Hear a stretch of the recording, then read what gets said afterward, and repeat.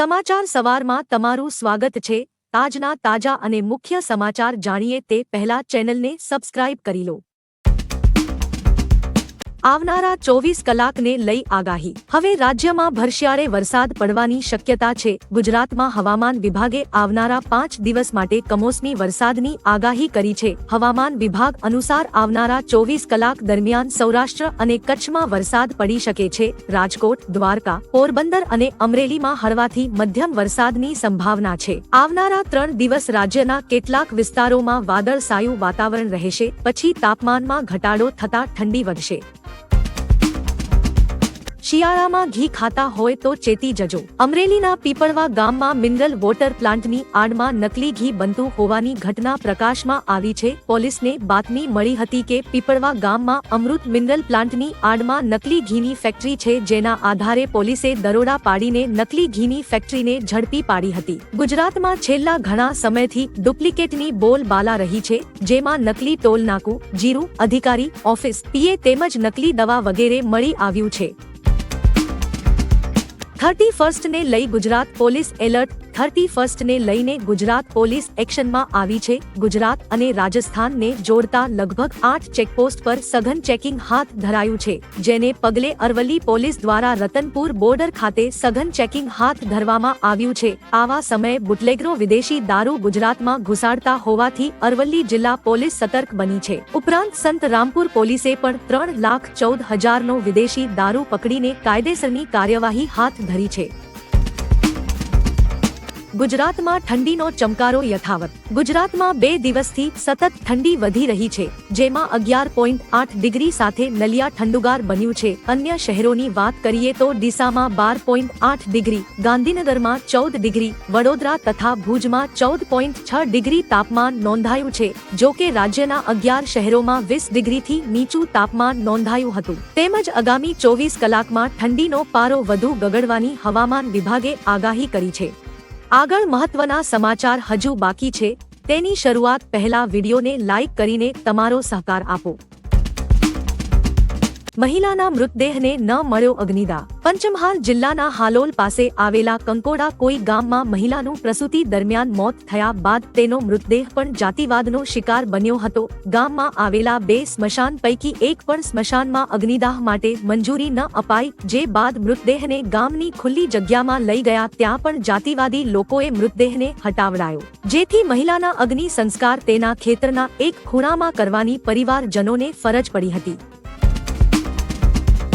ગુજરાતમાં હાર્ટ એટેકનો કહેર। રાજકોટ શહેરમાં હાર્ટ એટેકને કારણે 2 દિવસમાં 3 લોકોના મોત થઈ ચૂક્યા છે। સુરતમાં હાર્ટ એટેકને કારણે 2 અને વડોદરામાં 1 વ્યક્તિનું હાર્ટ એટેકથી મોત થયું છે। આખા રાજ્યની વાત કરીએ તો હાર્ટ એટેકના આ વર્ષે દરરોજ લગભગ 199 દર્દી નોંધાઈ રહ્યા છે। છેલ્લા 6 મહિનામાં 1000થી વધુ જેટલા લોકોના હાર્ટ એટેકના કારણે મોત થયા છે। આ મૃતકોમાં 11 થી 25 વર્ષની ઉંમર ધરાવતા દર્દીઓની સંખ્યા 80% છે। ખાખીની સરાહનીય કામગીરી આવી સામે। ઉત્તરાયણ પહેલા ખાખીની સરાહનીય કામગીરી આવી સામે। સોશિયલ મીડિયામાં અમદાવાદ ખાખીનો વિડીયો વાયરલ થયો છે, જેમાં એક કબૂતર પતંગની દોરીના કારણે વૃક્ષ પર ફસાઈ ગયું હતું, જેને ખાખીએ બચાવ્યું હતું। ખાખીની આ કામગીરીનો વિડીયો ટ્વિટર પર અમદાવાદ પોલીસે શેર કર્યો હતો। લોકોને આ કામગીરી ખૂબ જ પસંદ આવી હતી। અમદાવાદ પોલીસે ઉત્તરાયણ પહેલા આ એક સારો મેસેજ આપ્યો છે। બીજેપીના ઓપરેશન લોટસની શરૂઆત। આગામી 2024ની લોકસભા ચૂંટણીને લઈને ભાજપે રાજ્યમાં ઓપરેશન લોટસની શરૂઆત કરી છે। જાન્યુઆરીથી ભાજપનું ઓપરેશન લોટસ પાર્ટ 2 શરૂ થઈ જશે। ગુજરાત બીજેપીના અધ્યક્ષ CR પાટીલે સંકલ્પ કર્યો હતો કે લોકસભાની આગામી ચૂંટણીમાં ગુજરાતની તમામ 26 બેઠકો 5 લાખ મતોની લીડથી જીતવી છે। ઓપરેશન લોટસનો મુખ્ય ધ્યેય મુજબ તાલુકાના અને ગામડાના નાના હોદ્દેદારો પણ બીજેપીમાં જોડાશે।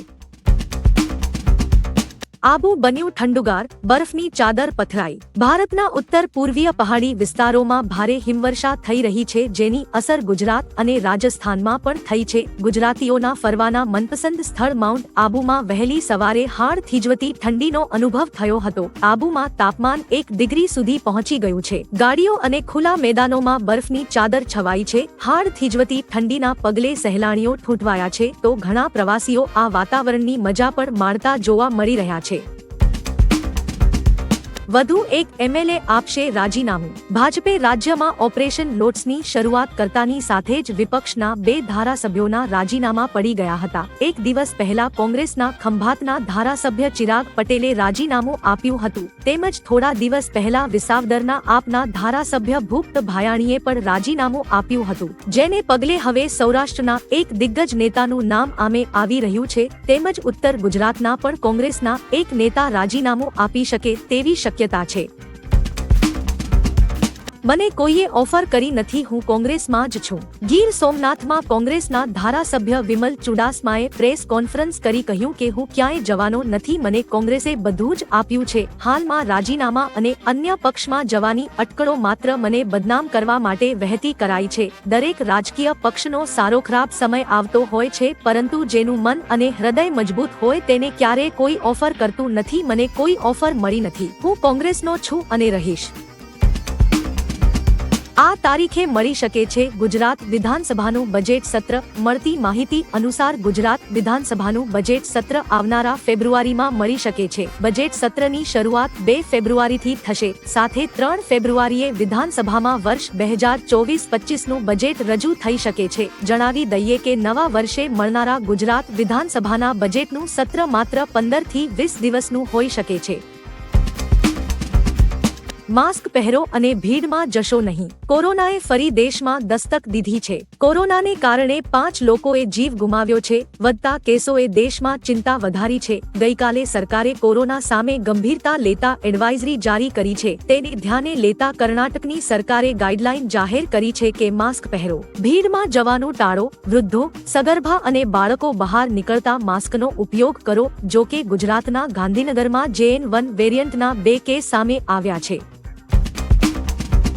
ચોખા થશે સસ્તા. કેન્દ્ર સરકારે વધતા જતા ચોખાના ભાવ પર અંકુશ લગાવવા રાઈસ કંપનીઓને ફટકાર લગાવી હતી. કેન્દ્રના ખાદ્ય અને સાર્વજનિક વિતરણ વિભાગના સચિવ સંજીવ ચોપડાએ બાસમતી ચોખાના મૂલ્યાંકન માટે એક બેઠક બોલાવી હતી, જેમાં ભાવ ઘટાડાનો આદેશ અપાયો હતો. સચિવે કહ્યું કે ભારતીય ખાદ્ય વિભાગ પાસે ચોખાનો પર્યાપ્ત ભંડાર છે, તો આટલા ભાવ કેમ વધી રહ્યા છે? આમ આવનારા સમયમાં ચોખાના ભાવમાં ઘટાડો થાય તેવા એંધાણ છે.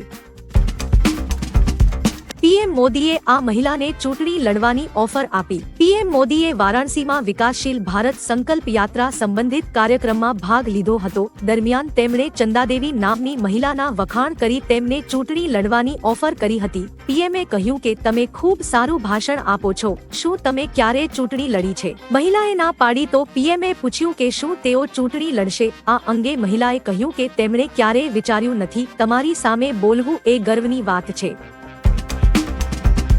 ખાલિસ્તાન ગઢમાં હનુમાનની પ્રતિમા બની. કેનેડાના ખાલિસ્તાની ગઢ બ્રામ્પટનમાં રામ ભક્ત હનુમાનજી મહારાજની સૌથી ઊંચી 55 ફૂટની પ્રતિમા બનાવવામાં આવી છે. આવતા વર્ષે આ પ્રતિમાનું અનાવરણ કરવામાં આવશે. આ પ્રતિમાનું ઔપચારિક અનાવરણ કેનેડાના બ્રામ્પટનમાં હિન્દુ સભા મંદિર ખાતે 23 એપ્રિલના રોજ હનુમાન જયંતીના દિવસે કરવામાં આવશે. ઉલ્લેખનીય છે કે હનુમાનજી મહારાજની પ્રતિમાનું અનાવરણ થતા ભક્તોમાં ભારે ઉત્સાહ જોવા મળી રહ્યું છે.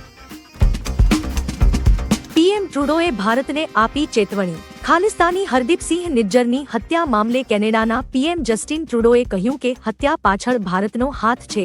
ભારતને ચેતવણી આપી કહ્યું કે કેનેડામાં મોટે ભાગે શીખ સમુદાય રહે છે, જે પોતાની સુરક્ષાને લઈને ચિંતિત છે. એટલા માટે મારે સાર્વજનિક રીતે ભારતને ચેતવણી આપવી પડે છે. વધુમાં કહ્યું કે જો ભારત તેના મીડિયા દ્વારા એવું સાબિત કરવા માંગતું હોય કે નિજ્જરની હત્યામાં તેમનો હાથ નથી, તો આ એક હાસ્યાસ્પદ વાત છે.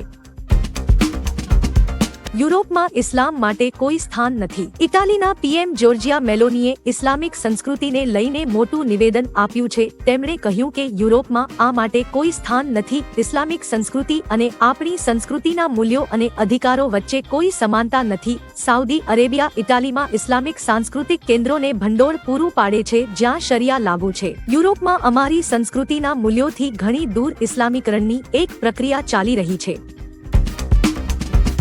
ડંકી પહેલા દિવસે તોડશે કમાણીનો રેકોર્ડ. શાહરૂખ ખાનની ડંકીનું બમ્પર એડવાન્સ બુકિંગ થઈ રહ્યું છે. એવું કહેવામાં આવી રહ્યું છે કે પહેલા દિવસ માટે દેશભરના 70% મલ્ટીપ્લેક્સ હાઉસફુલ થઈ ગયા છે. દેશભરમાં પહેલા દિવસ માટે અત્યાર સુધીમાં 2.5 લાખ ટિકિટનું વેચાણ થયું છે. ડંકીએ રિલીઝ પહેલા 7.47 લાખ રૂપિયાની કમાણી કરી લીધી છે. KRK એ ટ્વિટર પર લખ્યું, ડંકીનો પહેલા દિવસનો બિઝનેસ 50 કરોડ રૂપિયાથી વધુ અને લાઇફ ટાઈમ કલેક્શન 500 કરોડ રૂપિયાથી વધુ હશે.